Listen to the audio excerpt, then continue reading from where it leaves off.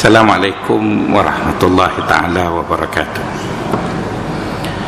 Innal hamdalillah nahmaduhu wa nastahdihi wa nastaghfiruh wa na'udzu billahi min syururi anfusina wa sayyiati a'malina. Man yahdihillahu fala mudhillalah wa man yudlil fala hadiyalah. Nashhadu an la ilaha illallah wa nashhadu anna Muhammadan abduhu wa rasuluh. Allahumma ja'alna minal ladzina istami'una al-qawla fanattabi'una ahsana. Wa ba'd.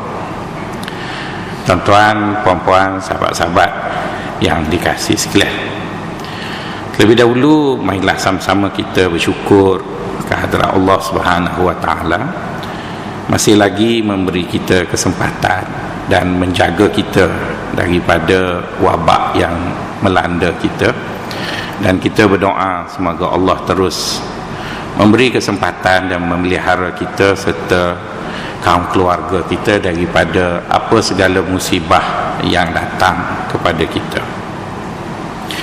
Pada pagi ini seperti biasa adalah kesinambungan daripada tajuk besarnya sunnatullah dalam kehidupan manusia.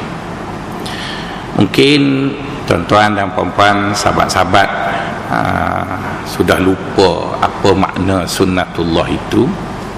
Secara mudahnya perkataan sunnatullah bermaksud secara mudahnya ialah keterikatan ataupun hubungan yang sudah ditentukan oleh Allah di antara dua pemboleh ubah untuk menjadikan dua pemboleh ubah yang berhubung itu menghasilkan sesuatu yang baik.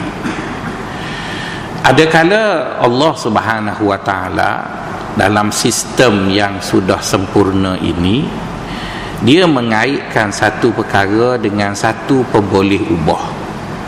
Adakala Allah mengaitkan satu perkara dengan dua pemboleh ubah. Adakala dia mengaitkan satu perkara dengan tiga, dan adakala dia mengaitkan satu perkara itu sampai 11 pemboleh ubah. Jadi tuan-tuan dan puan-puan, sahabat-sahabat sekalian, kegagalan kita untuk mengetahui keterkaitan satu perkara dengan satu pemboleh ubah yang telah ditentukan itu menjadikan kita tidak dapat mengecapi manfaat yang dijanjikan kerana gagalnya kita untuk mempertemukan pemboleh ubah itu. Maka sebab itulah Allah SWT ada menyatakan di dalam Al-Quran, antara orang yang rugi di dunia ini ialah orang yang buat tetapi tak kena. Kalau tak buat itu tak apalah, kita kata dia malas. Tapi yang menakutkan kita ialah orang yang buat di mana dia penat dalam melaksanakan apa yang disuruh, dia habis masa melakukan apa yang disuruh, dia habis keuangan dan tenaga, tetapi bila pulang ke akhirat dia tidak mendapat kemenjadian. Hasil daripada penatnya itu tidak menjadi. Maka bila ditanya kenapa tidak berlaku kemenjadian seperti yang sepatutnya, antara jawapannya ialah kerana apa yang dibuat itu tidak kena dengan pemboleh ubah yang telah ditentukan. Sebagai contoh ya tuan-tuan dan puan-puan, sering kita dengar orang berkata pada kita, hidup di dunia ini hanya ada satu tugas sahaja. Jadi kata-kata seperti itu semacam sudah sebati dalam hidup kita, bahawa hidup kita ni ada satu tugas.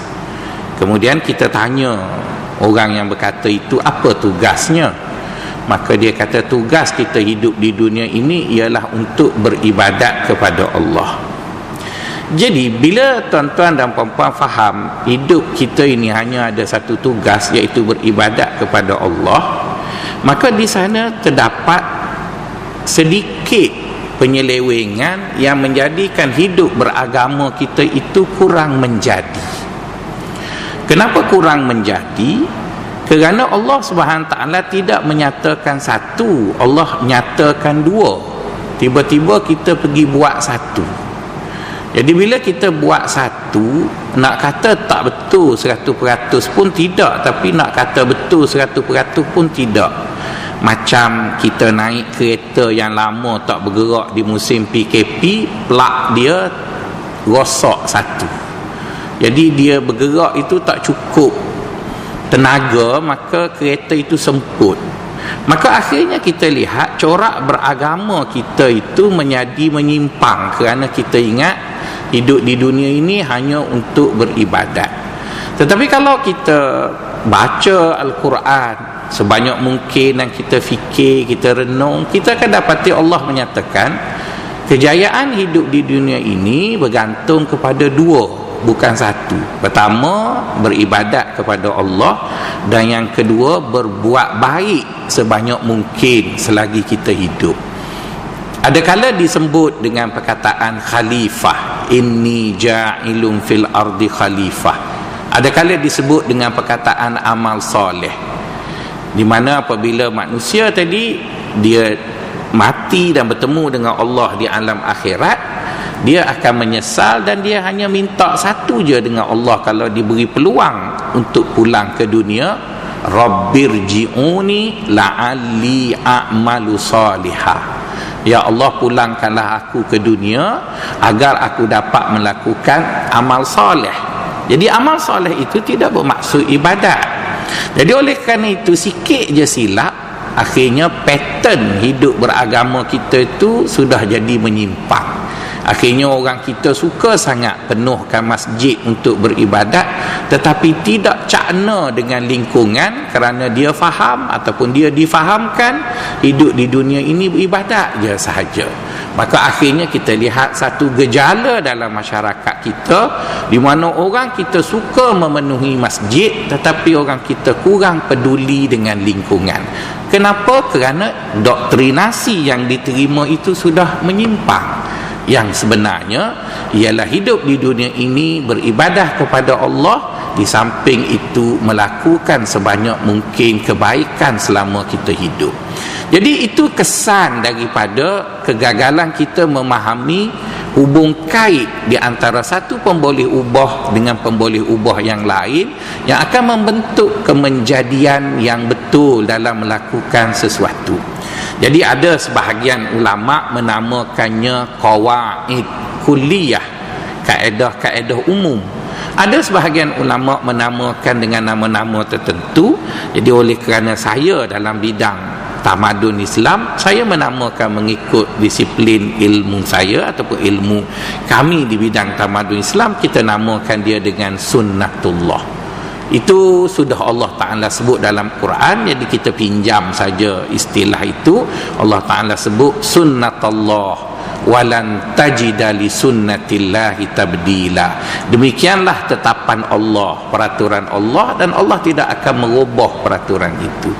Jadi apabila tuan-tuan dan puan-puan sahabat faham bahawa Allah SWT menyusun alam ini dengan sedemikian, maka menjadi tanggungjawab kita untuk memahami pemboleh ubah ini dia kaitkan dengan apa. Pemboleh ubah ini dikaitkan dengan apa?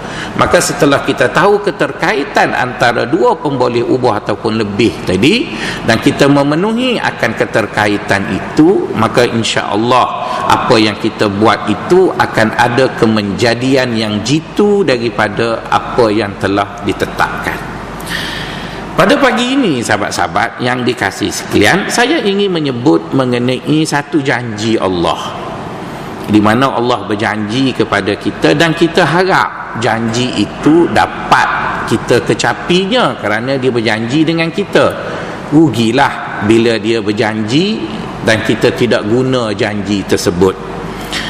Kadang-kadang ya tuan-tuan, saya rasa dululah masa muda-muda dulu, saya rasa begitu tidak gembira apabila saya lupa.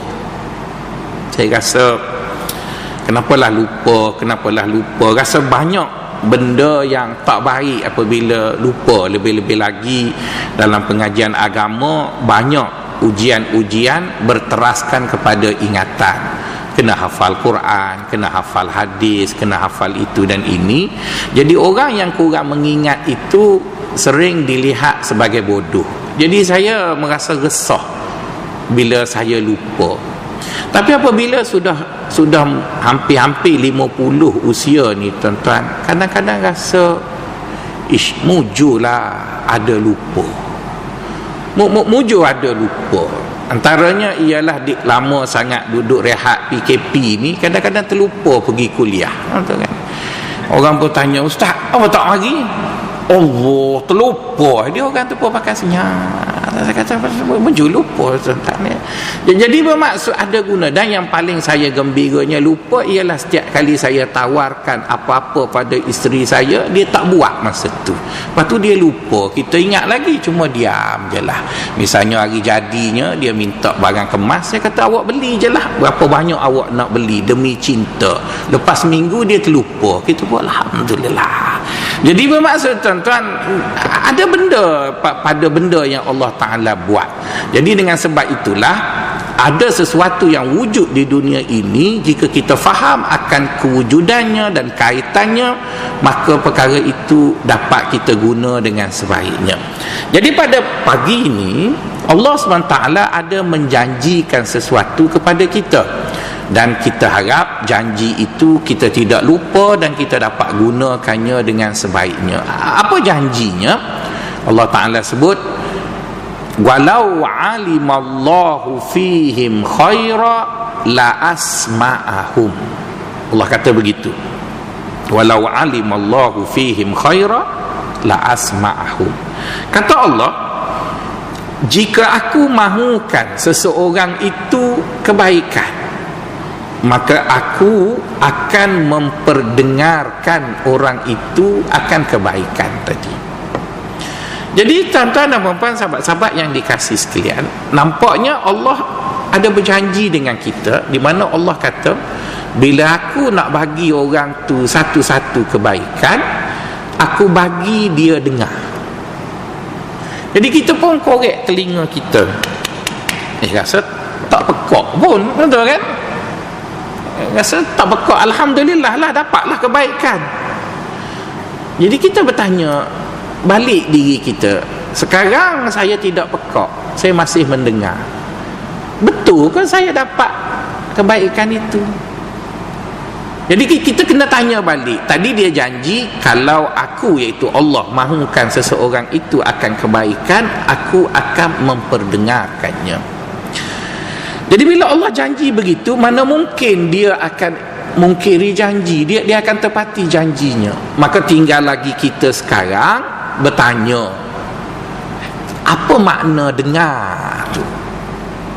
Apa makna dengar? Adakah dengar itu ialah sekadar tepuk-tepuk dekat telinga kita dan gegendang kita berfungsi, maka itu adakah dengar? Ataupun Allah kaitkan baik tadi, Allah kaitkan baik dengan dengar. Dengar itu apa cirinya sehingga pendengaran itu layak untuk mendapat kebaikan?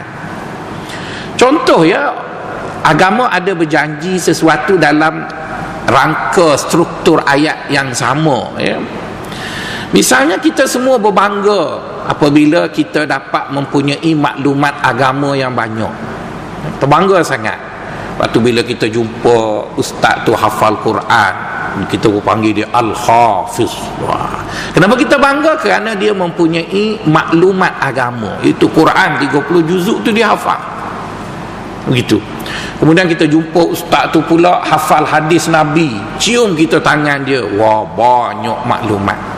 Jadi tuan-tuan dan puan-puan yang dikasihi sekalian, kalaulah memiliki maklumat agama itu sudah dikira cukup bertuah, maka saya rasa eksternal hadis tu kita kena cium lah. Kita tahu kan eksternal hadis ataupun pen drive tu, dia boleh simpan lagi banyak maklumat agama dalam tu. Dalam telefon saya ni ada 128 GB, dalam ni ada lebih kurang 6,000 buah buku. Apa saya tak cium? Kenapa saya tak cium telefon saya? Kerana agama tidak pernah memuji orang menghimpun banyak maklumat agama. Dan agama tidak pernah kata siapa yang ada maklumat agama yang banyak maka dia berjaya. Agama tak pernah kata. Cuma maklumat itu diperlukan untuk berjaya. Ya, dia perlu. Tapi untuk berbangga dengan memiliki maklumat itu tidaklah suatu perkara yang dijanjikan. Maka sebab itulah dulu tuan-tuan, orang yang ada maklumat dia dihormati. Sebab maklumat itu sukar untuk dipindah. Sekarang dengan teknologi yang ada, maklumat boleh diambil di mana-mana. Maka sebab itu jika seseorang datang kepada tuan-tuan memberi kuliah dengan memberi maklumat yang tuan-tuan dah tahu, tuan-tuan akan angkat punggung, dia makan nasi lemuk, tuan-tuan. Sebab apa? Sebab apa yang awak nak beritahu dekat saya dah tahu. Saya dah tahu. Jadi yang nak ditahu ialah apa yang saya tak tahu. Apa yang saya tak tahu. Jadi oleh kerana itu, tuan-tuan dan puan-puan yang dikasihi sekalian, agama menyatakan bila berkait dengan agama, agama tidak menyatakan siapa ada banyak maklumat agama dia baik. Terbaliknya Allah sebut, baginda SAW sebut dalam satu hadis, man yuridillahu bihi khaira yufaqqihhu fiddin.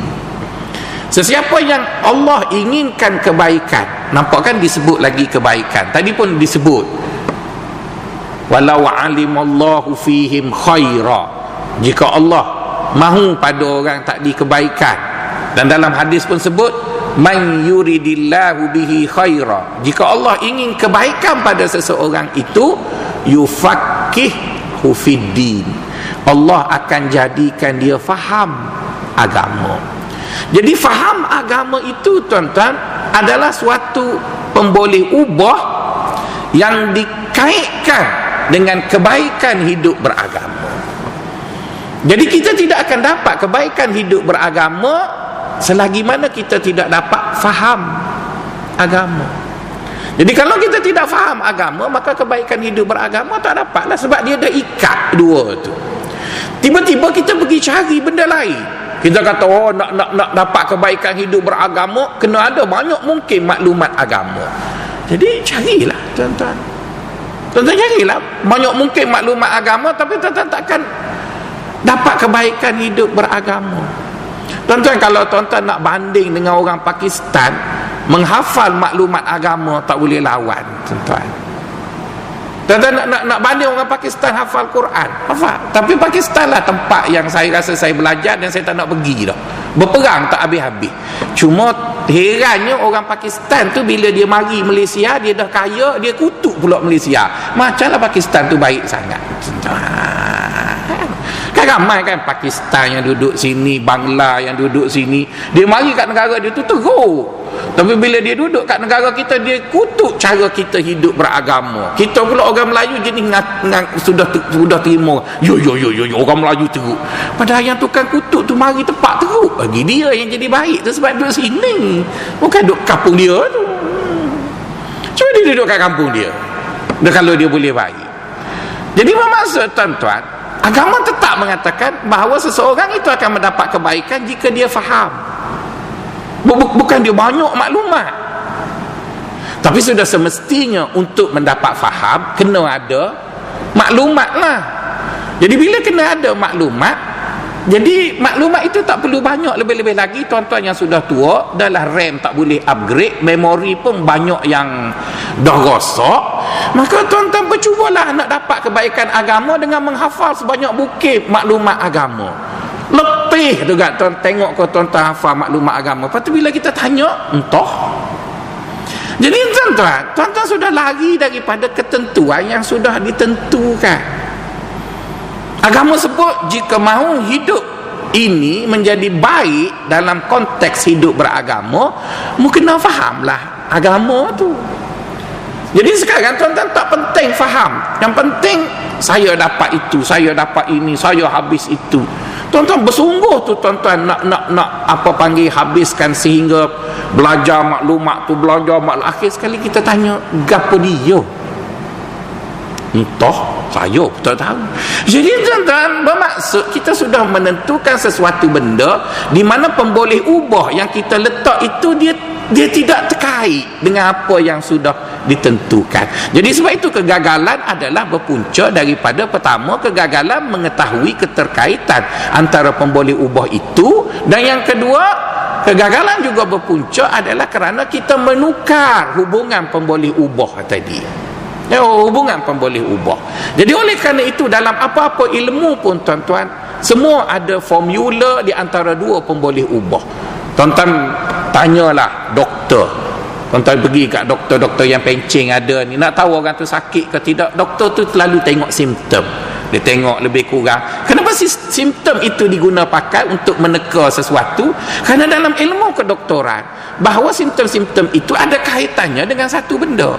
Sama juga kalau tuan-tuan nak terbang, tanya Kapten Ismail, dia ada pemboleh ubah angin macam ni, nak buat macam mana yang ni.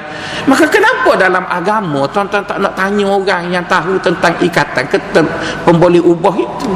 Jadi sebab kita langgar benda itu, maka kita tidak mendapat kemenjadian yang baik. Jadi oleh kerana itu tuan-tuan, agama ini suatu yang mudah, dan Allah SWT banyak sangat bercakap dalam Al-Quran dalam bentuk seperti itu.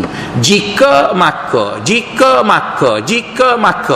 Jadi kalau dia dah bercakap dalam bentuk jika maka, kita tak buat juga, jadi janganlah kita marahkan pada Allah SWT. Jadi berbalik kepada ayat kita pagi ini, Allah kata, jika aku mahukan kebaikan pada seseorang, aku bagi orang itu dengar. Jadi tuan-tuan, dia telah mengaitkan kebaikan itu dengan dengar. Maka kita perlu mencari dalam Al-Quran dan juga hadis Nabi, dengar tu apa ciri dia, sehingga dengar itu mampu untuk mendapat apa yang dijanjikan, iaitu kebaikan tadi. Jadi samalah juga dengan hadis Nabi itu mengatakan, apakah dia ukuran faham, sehingga faham itu ada pada kita dan kita dapat merasai, oh aku faham, maka kita dapat apa yang disebut oleh baginda dengan kebaikan hidup beragama. Jadi kadang-kadang kita tidak bertanya, ataupun mungkin kita langsung tidak tahu faham.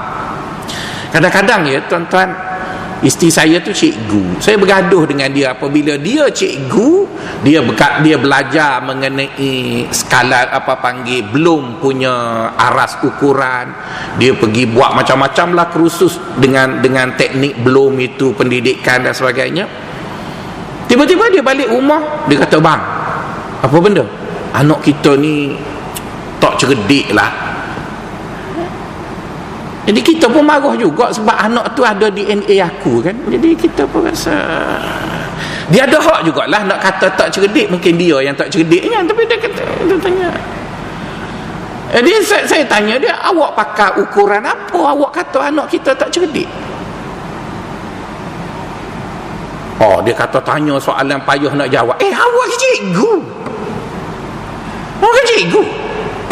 Mestilah ada ukuran. Tanyalah mana-mana orang dalam apa-apa fakar pun, orang tu cakap kat kita ekonomi kita merudum, kita tak boleh percaya. Kita tanya awak pakai skala apa. Dia kata tengok pada bursa saham. Bursa saham tak boleh pakai sebab dulu masa bursa saham jatuh ada orang tu kata tak boleh pakai. Sekarang bila jatuh, jadi nak pakai apa? Seberilah ukurannya. Dia kata anak kita ni bodoh sebab dia tak dapat nombor 1. Dia tak dapat nombor 1. Cuba tengok sepupu-sepupu dia, semua dapat nombor 1. Saya kata awak ni kan patutlah tak jadi guru besar lagi. Bodoh tak habis lagi. Kata kita cikgu pun cikgu bodoh, kata. Lepas tu dia marah kat saya. Dia kata, kenapa abang kata saya bodoh? Awak yang ngaku bodoh tadi sebab tahu kata anak awak bodoh. Anak awak jugalah. Ya betul, saya tak kata anak saya bodoh. Kenapa abang tak kata dia bodoh? Banding dengan sepupu dia dapat nombor 1 di Mani Urai, markah penuhnya 85%. Anak saya dapat nombor 10, markah penuhnya 97. Cerdiklah tu, jangan tengok nombor tu, tengok tu. Ya tak ya juga. Gitu. Jadi ada orang dia bangga dengan nombor. Dia ada ukuran yang accurate, ukur orang tu. Jadi sebab itu tuan-tuan, apabila kita nak ukur sesuatu, mestilah ada kayu ukur tu.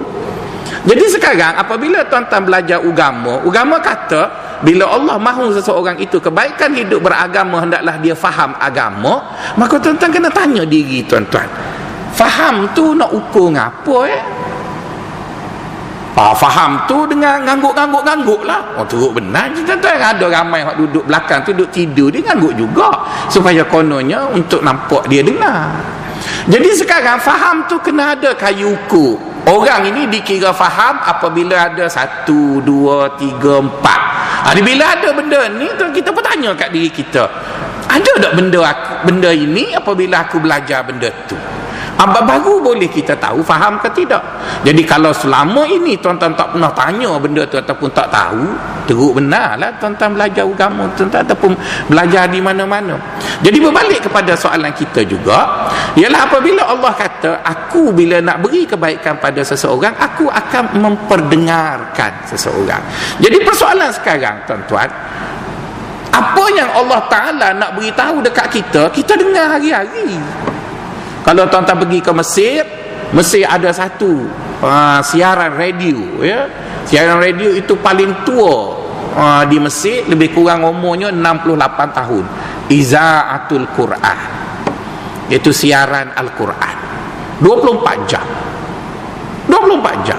Dan tuan-tuan akan bangga dengan orang Mesir, sebab orang Mesir ni khususnya driver taksi dengar Quran semua. Dengar Quran. Basiklah. Tapi tuan-tuan kena ingat, hak dengar Quran tu lah akan tipu meta bila tuan-tuan naik taksi dia tuan-tuan. Jadi bermaksud Quran tu dengar. Quran tu tuan-tuan dengar. Jadi ayat Quran tadi sebut, jika Allah mahukan kebaikan pada seseorang, maka Allah akan memperdengarkan. Jadi tuan-tuan kata tu driver taksi Mesir tu dengar tu kan, kenapa dia tak dapat kebaikan agama? Kenapa dia masih mencuri? Kenapa? Maka tuan-tuan pun yang anti Islam pula kutuklah, apalah negara Islam banding dengan Jepun baik. Nanti dulu, awak mikir tu tak betul lagi. Nanti dulu. Apa makna dengar? Mestilah Quran ada senaraikan. Orang tadi bila memenuhi kriteria dengar yang betul, kemenjadian dari dengar itu mesti jadi. Tapi kalau kemenjadian itu tidak terjadi, mesti ciri-ciri tertentu tu tak jadi tuan-tuan. Tak jadi. Jadi tuan-tuan sendiri pun banyak pengalaman dalam hidup tuan-tuan, apabila kita buat satu benda tak kena, maka dia tak jadi. Saya tak tahu tuan-tuan, saya tukang masak dan saya pula orang Kelantan. Kalau makan nasi sedap macam mana pun tak ada sambal, saya rasa tak makan nasi. Tu orang Negeri Sembilan pun lebih kurang tuan-tuan. Makan sedap tapi kita hitam sambal. Bagus tak ada hitam. Kadang-kadang bila kita pergi ke restoran, chef tu marah sebab kita nak juga sambal. Dia nak buat macam mana? Dia sambal tu dia ada kemenjadian. Yang tak sedap pun bubur sambal dengan budu, tak khabar bapa mentua lalu di belakang tuan-tuan. Sebab kemenjadian tu terletak di sambal tu. Jadi oleh kerana itu, samalah juga dengan Quran. Bila Quran sebut bila Allah inginkan kebaikan pada seseorang, Allah bagi orang tu dengar, maka kita pun kira, saya dengar kan, di Mesir tu kan dengar Quran. Tak, ada ciri dia dalam Quran lah. Jadi sebab itu apabila kita pergi kepada Quran dan juga hadis Nabi, kita dapati ya tuan-tuan, orang yang mendengar itu mesti memenuhi 3 kriteria. Ada 3 benda. Sebab itu bila tuan-tuan baca dalam Quran, tuan-tuan tak akan dapati Allah bila sebut dengar tu, dia sebut dengar tunggal. Dia akan kaitkan dengar itu dengan satu benda lain. Misalnya pagi-pagi ni kan, musim-musim Covid ni, kita banyak hafal doa-doa hak tolak bala. Antaranya corong-corong radio kita selalu sebut pagi-pagi ni, sama ada radio KLFM ke ataupun Selangor FM, akan sebut doa Bismillahillazi la yadurru ma'asmihi syai'un wa huwas sami'ul alim. Tuan-tuan bacalah dalam Quran. Bila Allah Subhanahu wa taala cerita pasal diri dia pun, dia tu kan maha sempurna. Dia tu maha sempurna. Walaupun dia maha sempurna, apabila dia sebut dengar, dia tak sebut dengar saja. Dalam doa tadilah ya, bismillahillazi la yadurru ma'asmihi syai'un fil ardi wala fis sama' wa huwas samiul alim. Dengan nama Allah yang tidak akan mudarat sesuatu benda itu di langit dan di dunia, di langit dan di bumi, sesungguhnya Allah itu maha mendengar lagi maha mengetahui. Kenapa dia kait? Ada sebab lah tu, tuan-tuan. Bila Allah Ta'ala suruh kita berdoa, Allah Ta'ala suruh kita berdoa, Allah Ta'ala sebut dalam ayat Quran dalam pasal berdoa, kemudian dia akan ikut bahawa dia dengar dan dia berkuasa. Innallaha sami'un basir. Jadi nak sebut pada kita, kalaulah itu corak Allah sebut pasal dengar, maka adalah tidak betul lah bila kita faham dengar itu secara tunggal yang tak ada kaitannya dengan apa-apa. Jadi supaya pemahaman kita tentang dengar tadi betul seperti yang dijanjikan oleh Allah, agar kemenjadian kebaikan itu dapat kita kecapi, maka kita pun carilah dalam Quran. Ada 15 ayat berkait dengan benda tadi, tapi musim Covid ni tak boleh cakap banyak-banyak, sekena pendek-pendek je. Kita sebut 4 cukup lah. Lagipun sebut banyak-banyak pun Captain Ismail seorang je tulis, betul kan? Okey, kita sebut 4, lepas tu kita buat rumusan. Yang pertama, tuan-tuan, Allah Ta'ala sebut mengenai rukun iman yang kita selalu duduk baca.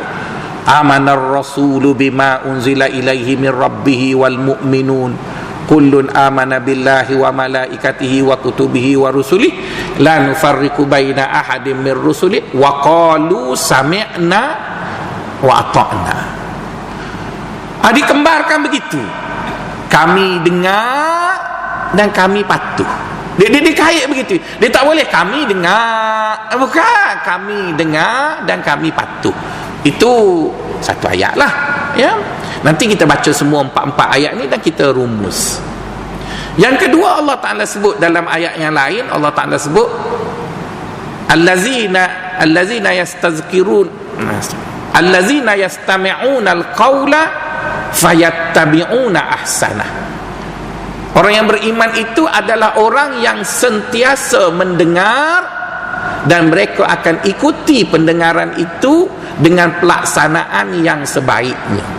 Itu nombor 2. Nombor 3, Allah sebut mengenai apa yang Musa cakap apabila dia mendengar perintah Allah. Allah sebut dalam surah Maryam, kata Allah, asmi' bihim wa absir. Asmi' bihim wa absir. Aku dengar dan aku cuba faham. Dan yang keempatnya, Allah Ta'ala sebut mengenai kita dengar Quran, kata Allah, wa iza quri al-Qur'anu fastami'u lahu wa ansitu. Apabila dibacakan kepada kamu Al-Quran, maka hendaklah kamu dengar dan kamu diam. Diam itu maksudnya putuskan segala perkara yang mengganggu pendengaran kamu terhadap Al-Quran tadi. Jadi tuan-tuan dan puan-puan, sahabat-sahabat yang dikasihi sekalian, jadi daripada 4 ayat itu dapat kita rumus supaya pendengaran itu memberi kemenjadian kebaikan yang seperti yang dijanjikan. Seseorang yang mendengar itu haruslah menanya dirinya, pada pendengarannya itu ada tak 3 ciri ini dari ayat tadi. Jika ada 3 ciri ini, saya yakin sangat-sangat, kerana yang sebut itu Allah, bukan manusia, bahawa pendengaran kita tadi, apabila kita dengar firman Allah, kita dengar hadis Nabi, maka kita penuhi 3 ciri itu, maka pendengaran kita itu akan berlakulah di sana kemenjadian kebaikan tadi. Okey, apa yang pertama? Yang pertama ialah kita kena dengar elok-elok. Kena dengar elok-elok. Dengar elok-elok. Jadi oleh kerana kena dengar elok-elok ya tuan-tuan, maka sebab itulah Allah sebut dalam ayat Quran, fa iza quri'al qur'anu fastami'u lahu wa ansitu. Mau kena dengar elok-elok. Jadi bila tuan-tuan dengar apa kebaikan yang disampaikan oleh Allah, maka tuan-tuan dengar daripada Al-Quran. Apa yang disampaikan oleh Nabi, tuan-tuan mendengar melalui hadis Nabi.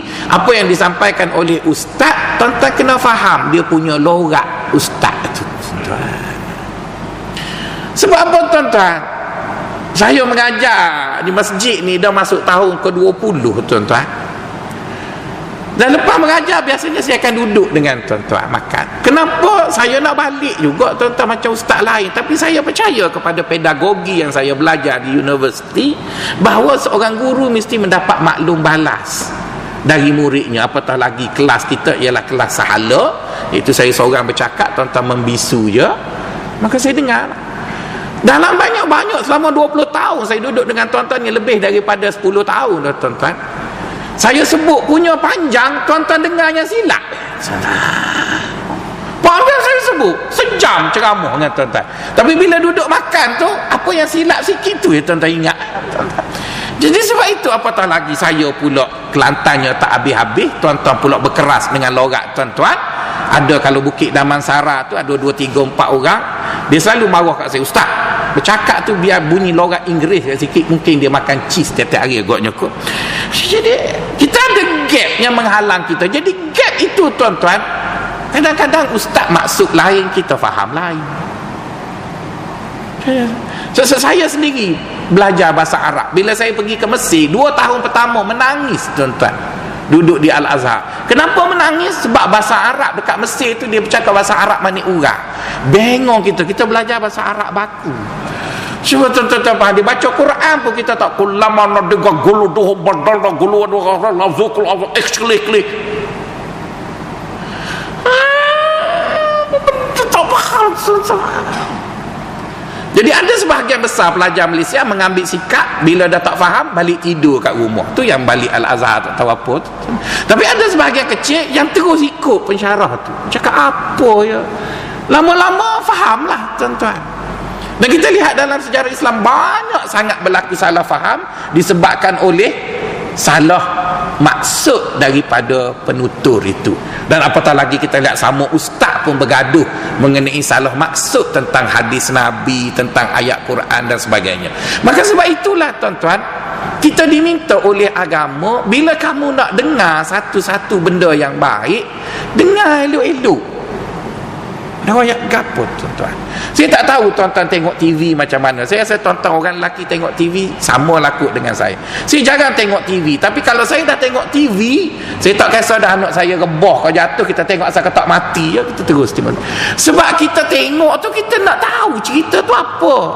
Orang perempuan kan selalu berbangga dia boleh buat banyak kerja dalam satu masa. Sambil tengok cerita hantu, dia boleh basuh kain, dia boleh goreng pisang. Nanti bila cerita tu habis, dia tanya kita, apa bang? Kita tak mahu macam tu.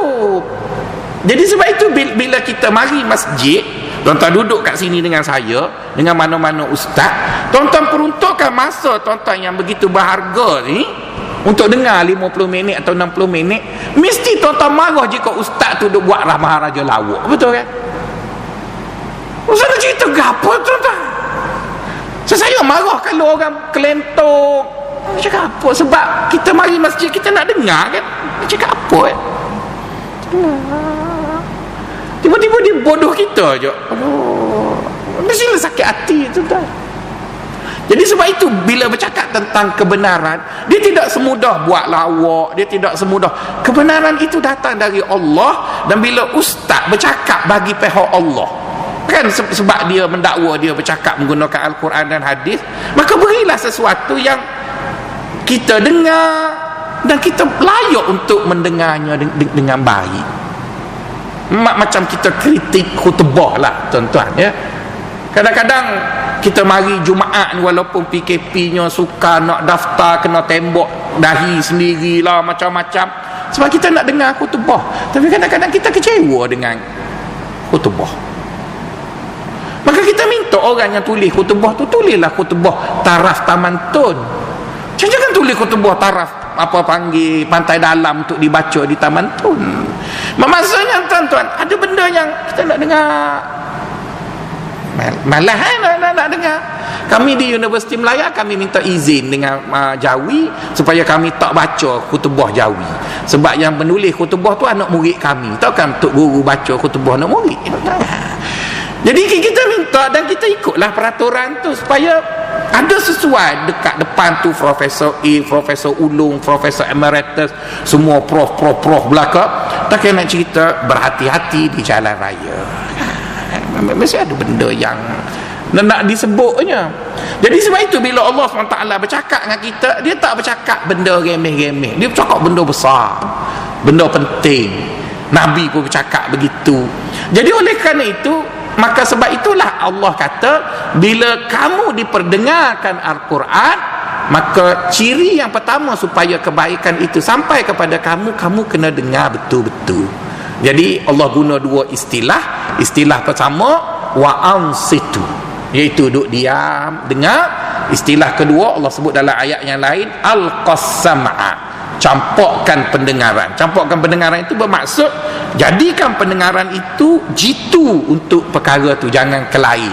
Maka sebab itu sebelum khutbah, Bilal akan baca satu hadis yang diriwayatkan oleh Abu Hurairah, apabila imam naik ke atas mimbar dan membaca khutbah, jangan kamu berkata kepada kawan-kawan kamu diam, kalau tidak pahala khutbah kamu hilang.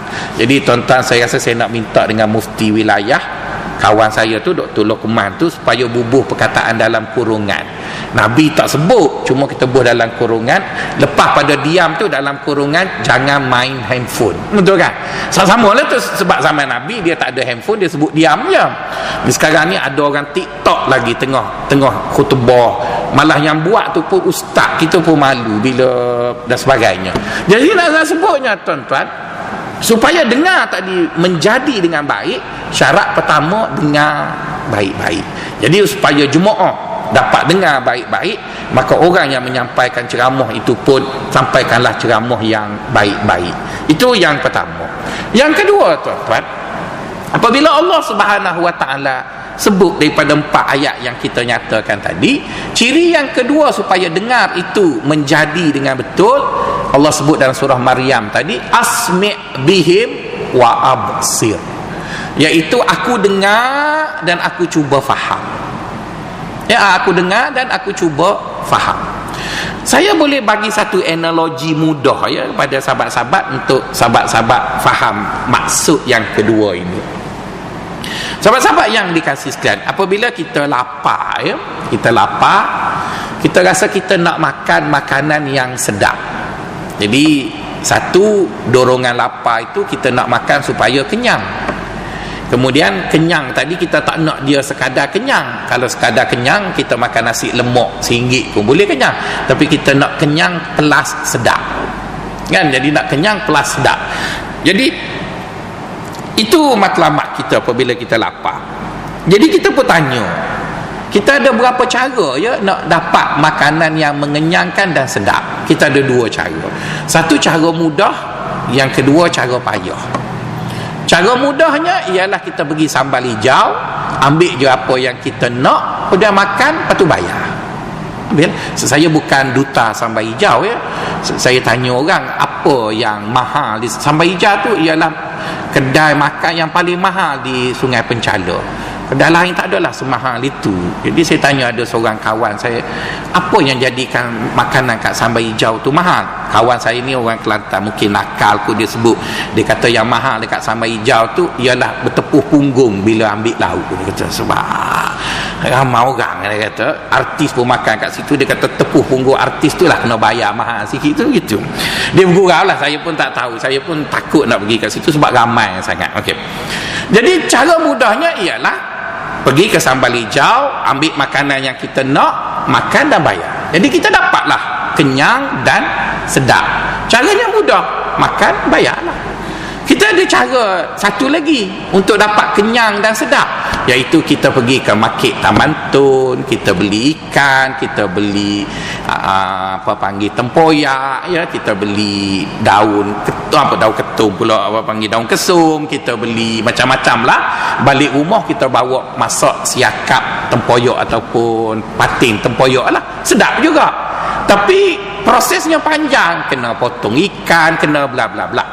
Jadi samalah juga tuan-tuan, bila tuan-tuan ingin mendapat kebaikan, tuan-tuan ada dua cara. Satu, tuan-tuan cari sendiri.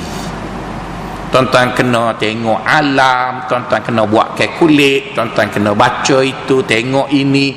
Akhirnya tuan-tuan pun dapatlah, oh macam ni. Dapat juga, tapi panjang benda tu. Jadi ada cara mudah, iaitu mari masjid, tembak kepala sendiri, lepas tu duduk dengar. Cepat kan? Macam sekarang lah. Sebab yang kena buat susah tu ustaz. Saya bangun pukul 4 lagi baca buku. Yang tuan-tuan nampak tak ada buku ni, ada buku, baca pukul 4 tinggal kat rumah tu. Jadi saya lah susahnya. Sebab tu lepas ceramah ni dapat sapu surat, sebab imbalan kepada susah tu. Jadi tuan-tuan dapat yang senang, mari ready made dah. Siap, tengok, mudah je, macam pergi sambar hijau je. Jadi bermaksud dua-dua dapat kebenaran. Saya dapat juga, tapi saya lalu cara payah. Tuan-tuan dapat juga, tuan-tuan dapat cara mudah, tapi kedua-duanya dapatlah. Cuma orang yang dapat melalui cara mudah ni, dia ada risiko. Dia ada risiko. Apa risiko dia? Iaitu lepas minggu dia tak ingat. Lepas minggu tak ingat. Sebab tu bila saya sebut apa makna sunnatullah, tuan-tuan dengar gitu. Sedangkan saya sebut kali ke-16.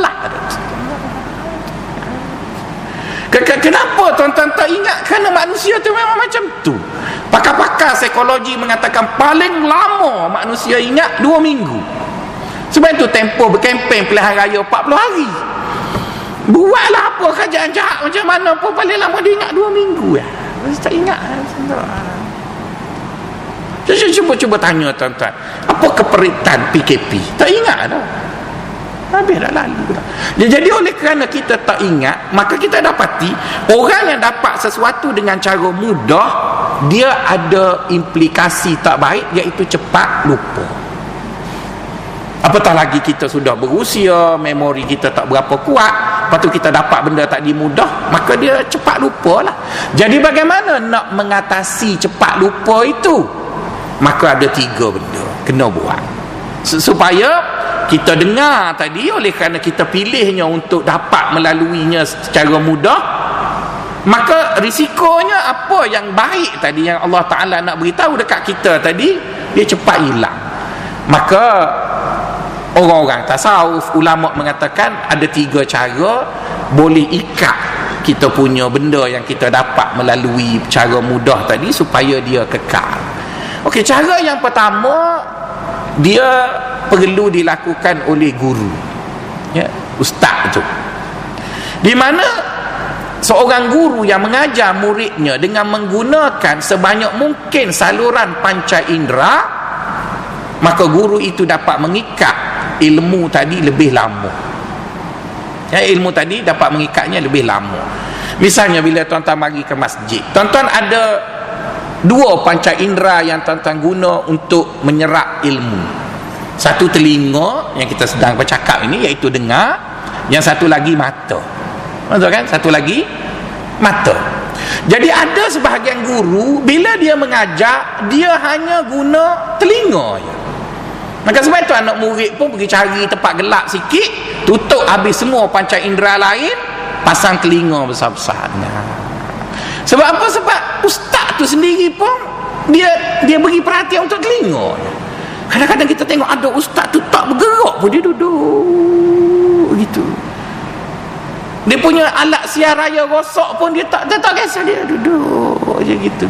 Jadi percayalah tuan-tuan, kalau saya jadi penyelia guru baru yang nak mengajar jadi cikgu, kalau dia duduk di kerusi, saya bagi F kat budak tu. Guru tak boleh duduk di kursi. Cuma tak ada arah kuliah subuh ni kena duduk. Kalau tak duduk saya pusing tuan-tuan belakang. Sebabnya baginda sallallahu alaihi wasallam sendiri tuan-tuan, kalau tuan-tuan tengok dia mengajar, jarang sangat dia mengajar dia tu pasif. Jarang sangat dia mengajar dia pasif. Dia tak duduk macam ni tuan-tuan. Kadang-kadang lepas kuliah subuh dia duduk situ, dia bangun berdiri. Saya cakap, kenapa dia buat macam tu? Sebab baginda tak nak orang terima ilmu yang dia beri tu dengan telinga je. Dia nak dengar telinga dan juga mata. Tengok. Jadi cuba bayangkan, sudah dua alat yang menyerap ilmu. Telinga serap, mata pun serap, maka kebarangkalian untuk dia lupa tu lambatlah sikit. Kemudian datang kali yang lain, ingatkan balik. Oh, maka sebab itu tuan-tuan tengok ada ustaz yang gunakan PowerPoint, kadang-kadang dia bangun sendiri, buat demonstrasi, tunjuk. Oh, tak adalah payah sangat tuan-tuan. Kenapa? Aktifnya seorang guru tadi membantu.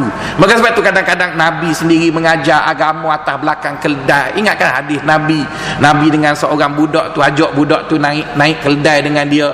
Kemudian dia tanya budak tu, ya ghulam, wahai budak, mu nak tahu tak?